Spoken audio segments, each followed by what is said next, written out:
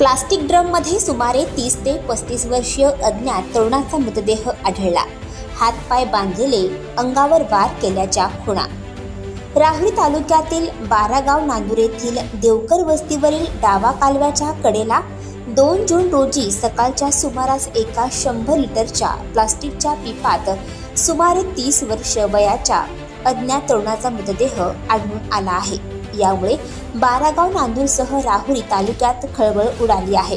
याबाबत समजलेली माहिती अशी, राहुरी तालुक्यातील बारानांदगाव येथील मुळा धरणातून येणाऱ्या डाव्या कालव्यालगत काल सकाळच्या सुमारास परिसरातील एक इसम कालव्याच्या कडेने जात असताना त्याला उग्र वास आल्याने त्याने वासाच्या दिशेने शोध घेतला असता कालव्याच्या कडेला असलेल्या झुडपात एका 100 लिटरच्या पिपात एक अज्ञात व्यक्तीचा मृतदेह दिसून आला।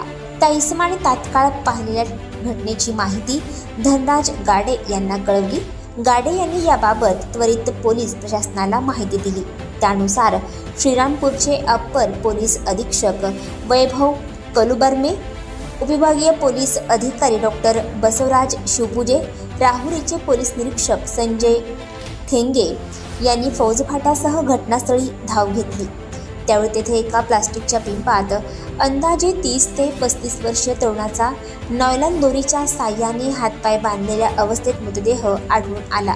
मृतदेह फुगल्याने तो पिंपात अडकला होता। पोलीस प्रशासनाने पिंप कापून मृतदेह बाहेर काढला।